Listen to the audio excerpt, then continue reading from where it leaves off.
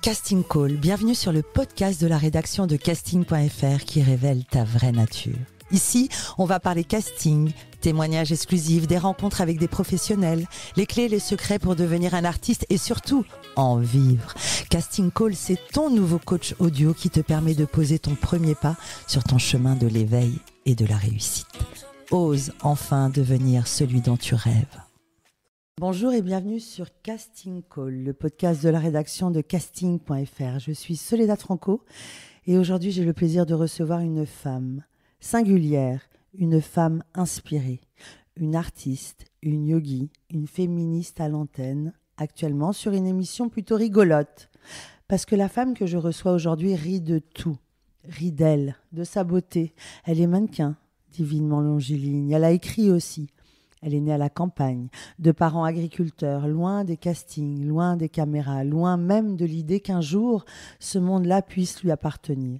Et pourtant, très tôt, un désir s'est mis à battre, discret, mais tenace. Un désir de vivre autrement, de rêver, d'exister au-delà des frontières que l'on croyait tracées pour elle. Elle a commencé par le mannequinat, elle a fait de la télévision aussi. Elle s'est formée au yoga, à la méditation, aux soins du corps et de l'âme. Elle a fait Elle a fondé Maison Rimasté entre Ibiza et Paris, un lieu de transmission, de douceur, de présence. Elle a écrit. Et puis récemment, quelque chose a bougé, une voix plus ancienne, peut-être celle d'un rêve enfui. Le cinéma, le jeu, le besoin d'incarner, d'exprimer ce qui brûle à l'intérieur, de raconter autrement. Elle est mère, militante, artiste, engagée pour les enfants, pour les femmes, pour la vie. Fanny Vérac, merci d'être avec nous aujourd'hui. Bonjour Soledad, merci. Notre devise ici est « Ose devenir celui dont tu rêves ». Qu'en est-il pour toi en cette année 2025 ? Merci de me recevoir. Alors, rêver, c'est un bien joli mot. Ce que je dis souvent à mes filles, rêver, c'est aller où tu as envie d'aller. Et c'est surtout écouter son âme, son intuition. Ça a été ma devise toute ma vie. Je me suis pris beaucoup de murs, mais j'ai toujours franchi les portes. Et pour moi, rêver, c'est juste écouter mon intuition et l'appel de mon âme. Tu viens d'un monde très éloigné du milieu artistique. Tu as grandi à la campagne, entouré d'une nature brute. Qu'est-ce que cette enfance a laissé en toi ? Que faisait maman, papa ? Est-ce que tu avais des frères et sœurs ? Oui, bien sûr. Papa, maman travaillaient à la terre, dans les valeurs de la ferme, les valeurs de la terre, enfin voilà. J'ai 2 frères, un grand frère et un petit frère, qui sont aussi restés justement dans le milieu familial. Agriculteur ? Agriculteur pour mon grand frère et mon petit frère a un restaurant, mais à la campagne, il pêche, il chasse. Voilà, on est vraiment dans la connexion à la nature, aux valeurs, à l'authenticité, etc. Je pense que ce qui me lie clairement à cette enfance que j'ai eue, en fait, retrouver la partie artistique, justement, à Paris, je pense que la connexion, les valeurs, l'authenticité reste incarnée, qu'il en a envie d'être. Je pense que c'est ce que j'ai appris en étant dans cette vie et dans cette enfance-là.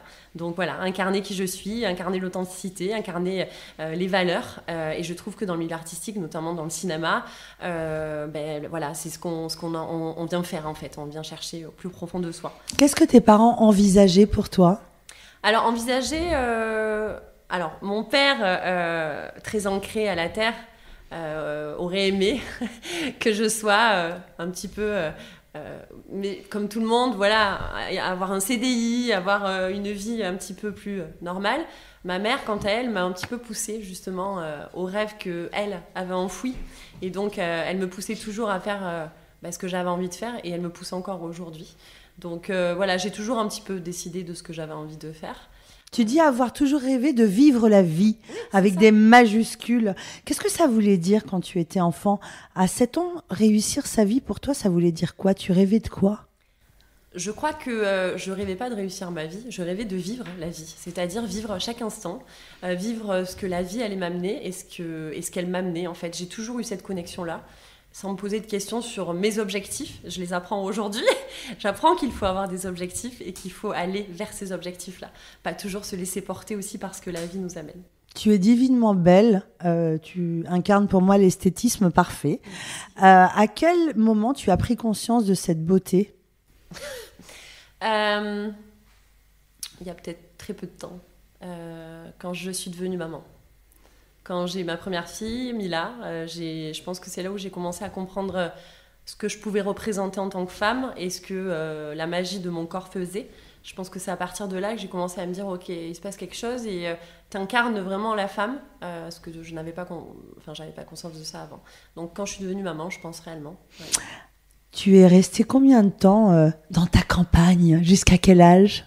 Alors, je suis partie de chez moi, de chez mes parents, j'avais dit, je crois, 19 ans. Donc à la fin du bac, c'est ça ? Je suis partie avant, j'ai fait des études justement d'esthétique spécialisées en massage. C'est pour ça que Maison Rimasté revient derrière. Comme quoi tout est incroyable puisqu'on s'incarne en fait, on incarne ces choses-là. T'avais le goût du toucher, t'avais le goût du bien-être, de cette santé. Ouais, mes parents m'ont envoyée dans une école, une très bonne école. C'était à Brive-la-Gaillarde, je me souviens, parce qu'ils ne voulaient pas que je parte très loin. Mais c'était une école spécialisée justement dans tout ce qui était massage, etc. Et c'est là où j'ai commencé à être absolument fan de tout ce qui était toucher, thérapie, etc. Quelle était ton intention à ce moment-là ? Tu t'imaginais quoi ? Masseuse ? Masseuse, voilà. Je voulais être masseuse dans un grand spa, un spa de luxe. L'image me collait parfaitement et c'était mon souhait le plus cher. Et d'où tu avais connaissance que les spas de luxe existaient alors qu'on t'imagine dans une ferme avec des bottes en caoutchouc ? J'ai toujours eu cette envie en fait de... Enfin, ma maman, c'est quelqu'un, voilà, elle vient d'une famille quand même qui a beaucoup voyagé, beaucoup bougé. Je pense que dans ma famille et dans cette mémoire transgénérationnelle, il y a beaucoup de liberté, de voyage, etc. Je pense que j'ai pris ça du côté de ma maman. J'avais envie de partir, me sentant un petit peu enfermée. Tu avais envie de partir. Tu parles souvent de liberté. Pourquoi tu te sentais enfermée ? C'était quoi ? C'est enfermée dans ta ville, enfermée dans le regard des autres. C'est quoi cette notion d'enfermement ? Non, je crois que j'étais très ancrée et que mon âme de voyageuse et mon âme de sagittaire avaient envie de voyager et d'aller découvrir et vivre la vie, tu vois, c'est ça. Et en fait, je pense que cet enfermement, qui est un mauvais mot finalement, c'est cet ancrage que j'avais envie de sortir de cet ancrage pour aller chercher des choses un petit peu plus, des choses qui me font rêver. Je peux pas t'expliquer. C'est comme si c'était à l'intérieur de moi depuis toujours, en fait. Je crois que c'est ça. Toute jeune, tu te formes au massage et puis encore aujourd'hui, tout au long de ta vie, tu as consacré beaucoup de temps à te former au bien-être, à la connaissance du corps, le yoga, la somatothérapie, la respiration. Je parle toujours de mon corps, ma carrière. Est-ce que c'est par besoin de te préparer toi-même que tu t'es tournée vers ces disciplines ? Je pense que de toute façon, à la base, il y a une passion, il y a une incarnation, de quelque chose. Mais évidemment, avant de soigner les autres, je me suis soignée moi-même, évidemment. Et on en passe souvent par là. Quand on est thérapeute, on se soigne d'abord avant de soigner les autres. Et je pense que c'est ce qui s'est passé en moi.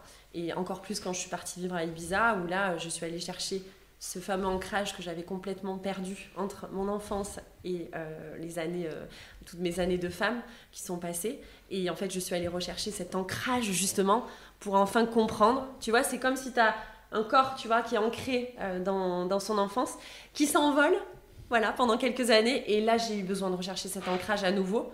Et là, la vie me ramène à Paris, tu vois. C'est comme si, le cercle, la boucle était en train de se boucler quelque part. Et j'étais prête, tu vois, à faire quelque chose. Je sais pas quoi, mais j'étais prête. Il y a 20 ans, tu as commencé le mannequinat. Oui, avec casting.fr d'ailleurs. Mais c'est un truc de ouf. Raconte-nous. Je venais de finir mes études. Je venais d'être prise dans un spa de luxe à Montpellier. J'ai passé 15 jours. Je crois que j'ai même pas commencé mon CDI. Et en fait, je vois un casting sur casting.fr. J'envoie mes photos qui étaient en plus... J'avais pas de photos de fou. Et là, je suis prise pour le casting. Donc, je dis à ma mère, maman, qu'est-ce que je fais ? T'inquiète pas, ma fille, on va prendre le train, on y va ensemble. Et j'ai été prise sur le premier casting. Et là, je me suis dit, maman, je veux être à Paris. Je suis sûre qu'il y a un truc à faire ici. Et c'est comme ça que j'ai commencé. Voilà. Donc, c'est marrant d'être là aujourd'hui. Et ça fait 20 ans. Ouais, il y a quand même eu des coupures. Il y a des coupures parce que j'ai bien compris que tu es une femme libre. Ouais. Et quand on te connaît un peu, c'est saisissant. Cette liberté où on imagine une liberté sans peur, Tu fais que l'imaginer, par contre. On ne fait que l'imaginer, et c'est souvent ça. Tu es une divine mannequin, tu représentes tous les codes, les stéréotypes même. Est-ce que tu te souviens de ton premier casting? Comment ça s'est passé? J'ai un parcours particulier quand même dans le mannequinat, qui pour moi n'a pas toujours été si facile que ça. Mes premiers castings, le premier s'est bien passé puisque j'ai été prise. Mais après, voilà, quand je suis rentrée vraiment dans le mannequinat et que j'ai commencé à mettre le pied dans les agences, etc., je me suis pris beaucoup de portes dans la tête. Mais pourquoi? Parce que t'es trop atypique, t'as trop de seins, t'as trop de fesses, t'es trop grosse. J'ai eu de tout, de tout. Et on a voulu me mettre dans une case, et tu as bien compris que pour moi c'est très compliqué. Donc j'ai pas aimé du tout. Donc je me suis dit, il faut que tu cherches ailleurs. Alors que tu as des mensurations parfaites. Tu mesures combien? 1m80. Voilà, mais peut-être j'étais trop grande pour les showrooms. Il y avait toujours un truc en fait. Mais j'ai quand même réussi. C'est ça qui est intéressant parfois dans un parcours où on a l'impression que tout est simple, que ta grande beauté t'ouvre des portes. Il n'y a aucun parcours sans obstacle, sans douleur, sans rencontrer des personnes qui te rabaissent. Dans les castings, il faut être prête. Alors maintenant, on est à l'heure du hashtag, donc tout le monde fait très attention, mais il y a quelques temps...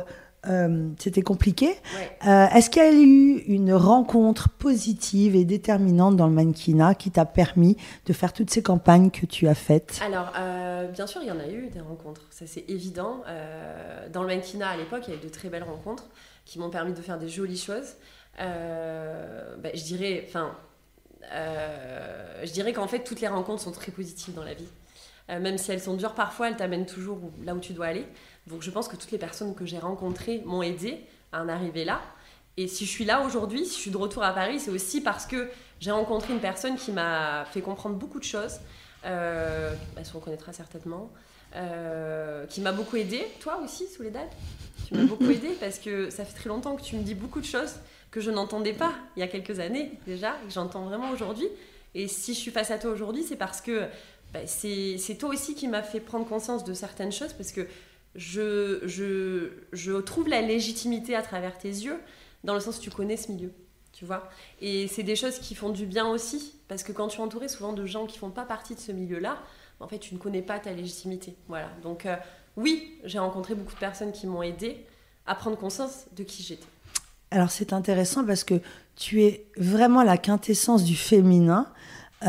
Tu pratiques le yoga, moi ça me rend jalouse, vraiment. Non.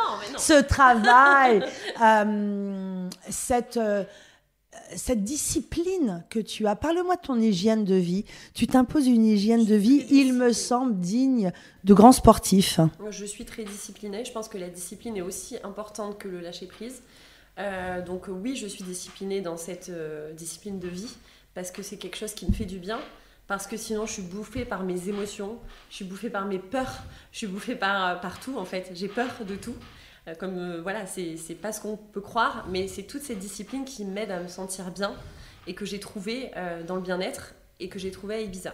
Et aujourd'hui, en rentrant à Paris, je garde cette discipline-là pour justement me sentir bien et garder cette énergie que j'ai pour accomplir mes objectifs. Voilà. Tu as décidé de partir à Ibiza, t'isoler sur cette île, une île ultra inspirante. Tu as créé la maison, ta méthode. Tu as écrit un livre qui s'adresse aux femmes, tes sœurs. Parle-nous de ce choix et cette intention. Encore une fois, question d'intuition, un appel. Donc je suis partie sans savoir ce qui allait m'arriver derrière. Et en fait, du jour où je suis arrivée sur cette île, toute ma vie a basculé. En tout cas, toutes mes programmations, tout ce que je connaissais pour faire place à la femme que j'étais vraiment. Et ça a été 4 ans d'isolement, clairement. 4 ans de reconnexion à moi-même. 4 ans de dur labeur, malgré cette vie paradisiaque qu'on croit être. Mais ça a été 4 ans exceptionnels. Parce que je sais qui je suis, je sais qui j'incarne aujourd'hui, et j'ai fait face à toutes mes émotions, les plus terribles, les plus dures. Je suis descendue très bas, remontée très haut, pour arriver justement à cet équilibre. Voilà, donc c'est une vraie étape dans ma vie qui m'a permis d'aller vraiment où j'ai envie d'aller, tu vois, et de savoir qui j'étais vraiment. Ce que j'entends, c'est une petite fille qui vient du fin fond de la campagne, cette petite fille qui sait qu'elle a quelque chose de superbe à vivre, cette petite fille qui n'a aucune conscience de son corps, de sa beauté, de sa lumière et de sa capacité, qui monte à Paris avec cet hasard de la vie, ce casting, et puis ces obstacles, et en même temps une carrière qui se lance, et puis cette programmation de toujours se former. Tu as rencontré l'amour aussi, tu es devenue maman. Puis tu as rencontré l'échec aussi, cet échec que de nombreuses femmes vivent, se séparer de l'homme qu'on a aimé et qui nous a permis d'avoir ces enfants absolument merveilleux. Et c'est là, je crois, où tu as décidé de partir à Ibiza. Alors, déjà, tu vois, je vais rebondir sur un truc. Je pense pas que vivre une séparation, c'est un échec. Je crois qu'on doit tous en passer par là. Et je crois que malheureusement, l'amour représente aussi des bons côtés, mais des mauvais côtés. Je pense que la séparation peut être très bonne, mais c'est là où on voit souvent les ombres de l'autre, et c'est là où ça devient difficile. Et c'est là où il faut justement garder sa lumière le plus possible pour essayer d'atteindre ses objectifs. J'ai l'impression, tu sais, que les séparations, c'est un truc finalement qu'on vit tous. Je pense qu'on est tous nés pour ça. Et en fait, j'ai l'impression que c'est, tu vois, Dieu qui t'amène un petit peu des échecs comme ça, comme tu vois, des échecs pour te dire, voilà, qu'est-ce que tu vas faire ? Quel chemin tu vas prendre ? Est-ce que tu vas choisir la lumière ? Est-ce que tu vas choisir l'ombre ? Est-ce que tu vas te détacher des choses ? Tu vois, c'est assez particulier comme truc. Et moi, je suis partie à Ibiza en étant toujours en couple et en étant en famille. Je me suis séparée là-bas. Voilà.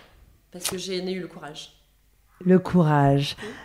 Aujourd'hui, Fanny Vérac, 2025, elle est prête, elle veut faire du cinéma. Tu le dis comme une évidence presque physique, comme si c'était une nécessité, plus qu'un choix. Il n'y a pas de plan B. Pourquoi maintenant, justement et pourquoi ce langage t'appelle si fort ? Parce que j'ai plus aucun rêve dans la vie à part celui-là. Je crois que je suis tellement tombée bas et j'ai tellement été déçue de la vie, des gens, de l'humanité, de tout, qu'en fait la seule chose que j'ai envie aujourd'hui, c'est d'incarner mes émotions et incarner pleinement qui je suis. Et jouer en fait des rôles, pour moi, c'est quelque chose d'obligatoire en fait, tu vois. Je n'arrive pas à me dire que je peux pas donner plus qu'à travers ça, tu vois. J'ai écrit, je fais du yoga, j'ai tout donné en fait. Et il n'y a que ça qui me fait rêver aujourd'hui. J'entends ton ultra-sensibilité. Ouais, J'entends cette force qu'il y a en toi et cette vulnérabilité à la fois.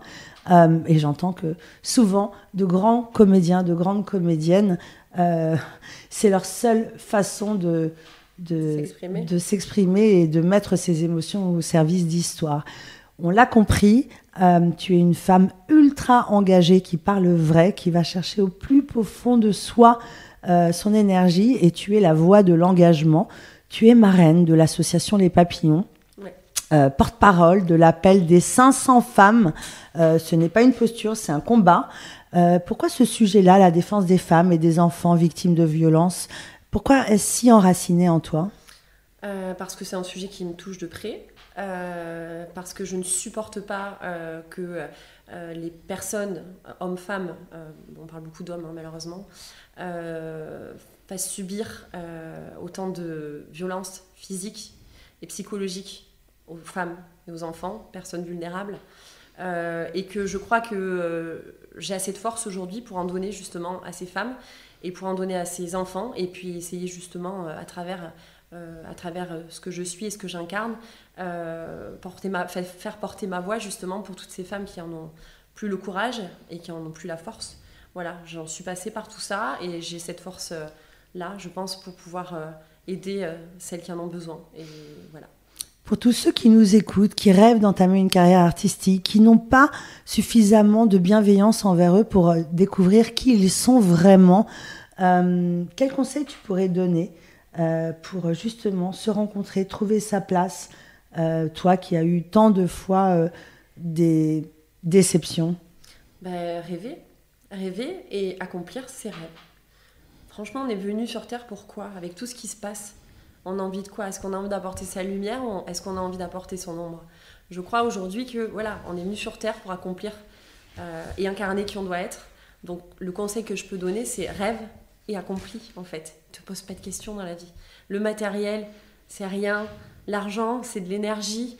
L'humanité, elle est importante. Et je pense que voilà, plus on va vers là où on a envie d'aller, plus on attire les bonnes personnes, plus on attire le bonheur, tu vois.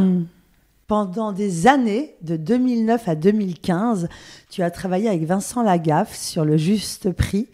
Alors, ce qui est rigolo, c'est que quand on t'entend, on entend vraiment comme si c'était un parcours difficile et sinueux, et en même temps 6 ans d'antenne avec une grosse audience. On imagine des bons cachets, beaucoup d'amusement, beaucoup de travail. Comment tu as atterri sur ce projet ? C'était un casting, encore un casting, casting.fr, on est venu te chercher, c'est quoi ? En fait, ce qui est fou, c'est que j'incarnais tellement pas qui j'étais que c'est des choses que je me rappelle même pas. Et aujourd'hui, je me dis, mais Fanny, t'as été là quand même, t'étais jeune, t'avais 20 ans. Enfin, voilà.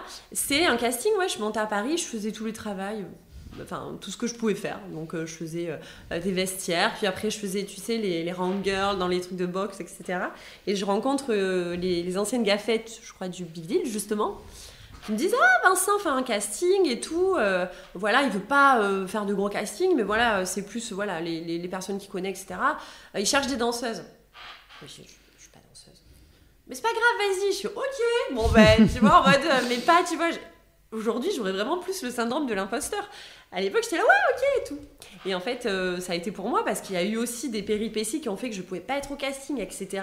La finalité, c'est que j'ai été prise et que je me suis éclatée, quoi. Ça a été... je crois que ça a été une soupape de je sais pas, un moment de bonheur dans ma vie. Je l'écris dans mon livre d'ailleurs. Je pense que c'est les moments que j'ai le plus aimé dans ma jeunesse à Paris, tu vois. Gagner sa vie, être à l'antenne, faire des rencontres, être maquillée. Ouais, être dans cette... Et puis, tu sais, on est dans une bulle avec cette équipe.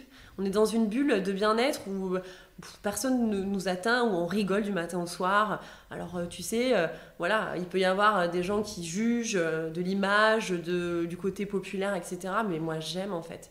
Parce qu'on rigole, quoi. On sourit, on s'amuse. On sent quand tu parles que t'aimes la vie. Ouais, c'est t'aimes ça, la tu vie, vois. t'aimes la vie. En fait, j'aime la vie et je me fous de ce que les gens pensent. Avant, je m'en foutais vraiment pas, mais alors qu'est-ce que je m'en fous aujourd'hui ? Et 10 ans après, on te rappelle. Et 10 ans après, on me rappelle, alors que j'étais dans ma petite vie à Ibiza, très loin du milieu artistique, parce que pour moi, ça fait bien longtemps que c'est terminé, mais finalement, pas tant que ça. Et en fait, on me rappelle un beau matin, après des gros combats que j'ai menés, justement, de femmes, des gros combats de femmes pour mes enfants, pour moi. J'ai vécu l'enfer pendant 4 ans. Et je rentre à peine à Ibiza, après avoir récupéré mes enfants et tout.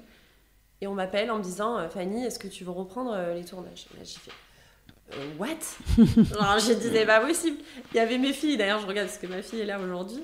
Il y avait mes filles, attendez les filles, je sais pas ce qui se passe là, attendez, je vais m'asseoir. Je suis allée m'asseoir contre mon palmier, tu sais, genre le faut qu'elle s'ancre, qu'est-ce qui se passe ? Et là, en fait, le big deal recommence. Voilà, j'ai dit ok, en fait, sur le moment, je me suis dit, ouais, Fanny, t'as vu la vie que t'as construite, est-ce que... Et là, je me suis dit, vivre la vie, ok, vas-y. Allez, on y va. Ouais, voilà. Tu parles beaucoup de tes filles, tes filles qui t'ont permis de devenir celle que tu es aujourd'hui, authentique. L'une d'elles est avec nous ici. Tu dis être tombée en amour pour tes filles, devenir mère, ça bouleverse tout. Qu'est-ce que ça t'a amené, toi ? Qu'est-ce que ça a vraiment changé en toi ? Je crois que j'ai découvert l'amour, en fait, le vrai. Le vrai. Attention. Pas l'amour qu'on croit, mais le vrai amour. L'amour authentique, l'amour sans artifice. Voilà, l'amour, la passion, le côté viscéral, en fait, que tu as avec tes enfants. Voilà, ça m'a fait découvrir la vie. La chose la plus évidente au monde, quoi, tu vois. Est-ce qu'il y a eu des moments de désespoir où tu t'es dit, ok, j'y arriverai pas, Bien en sûr, fait ? Encore aujourd'hui. Bien sûr. C'est dur d'être maman. C'est dur, mais tu sais pourquoi c'est dur ? Parce qu'en fait, les enfants, ils sont là pour te montrer qui tu es. Et c'est un miroir, en fait. Et il y a des fois, tu t'en peux plus parce que, t'as pas que ce côté-là à gérer. T'es une femme, t'es une maman, tu dois travailler, tu dois gérer les problèmes, c'est pas facile. Parce que t'as pas que toi à t'occuper. Mais à travers tes enfants, tu t'arrives à comprendre qui tu es vraiment. Et c'est tout un art, en fait, de garder son calme, justement, pour leur offrir ce que tu aimerais leur offrir aussi, tu vois. Aujourd'hui, tu es à Paris, prête à décrocher tous les castings. Je sais pas, mais je suis là. je sais pas, je me suis pas encore ancrée, là, tu vois. Ça fait 15 jours que je suis arrivée. Je suis là, ok, t'es là, t'as compris, tu sais pas pourquoi, mais tu y es. T'as des objectifs, tu vas aller au bout. N'aie pas peur, tout va bien, tu vois, voilà. Mais bien sûr, je suis là pour plein d'objectifs et je compte bien les atteindre. Être mannequin, être modèle, c'est le rêve de tant de femmes. Souvent, on pense que c'est un métier facile, qu'il suffit d'être belle. Quel conseil tu donnerais à toutes ces femmes qui rêvent de devenir mannequin? Parle-moi du métier. Quelles sont les qualités requises, les talents qu'il faut avoir? Je sais pas si je suis à la bonne place pour donner des conseils. En tout cas, tout ce que je peux dire dû à mon expérience, c'est que je pense qu'il faut incarner. Parce qu'il n'y a pas que la beauté qui compte. Il y a aussi toute ton âme qui doit parler à travers, tu vois, les shootings, les publicités, enfin à travers la caméra, à travers l'appareil photo. Il faut vraiment qu'il y ait quelque chose qui parle. Et il faut vraiment incarner qui tu es. Et le conseil que je pourrais donner, vu mon expérience à l'époque que je n'ai pas eu, tu vois, et j'ai pas eu ces conseils-là, c'est incarner qui tu es et être sûr de toi, en fait, tu vois. Si je devais, par exemple, donner un exemple à ma fille, justement, si un jour elle veut devenir mannequin, c'est n'aie pas peur, encore une fois, c'est n'écoute pas ce qu'on te dit, tu sais qui tu es, fonce. C'est vraiment ce que j'aimerais leur dire à toutes ces jeunes filles qui ont envie d'être mannequin. Qu'est-ce que tu dirais à la petite Fanny, à l'enfant qui était au fin fond de la campagne et qui rêvait de liberté, qui rêvait d'ailleurs? Ouais, je lui dirais, si tu savais la vie que tu allais vivre, tu te poserais pas tant de questions, en fait. N'aie pas peur. Toute ta vie va être faite de haut et de bas. C'est peut-être ce que j'aurais aimé lui dire. N'aie pas peur.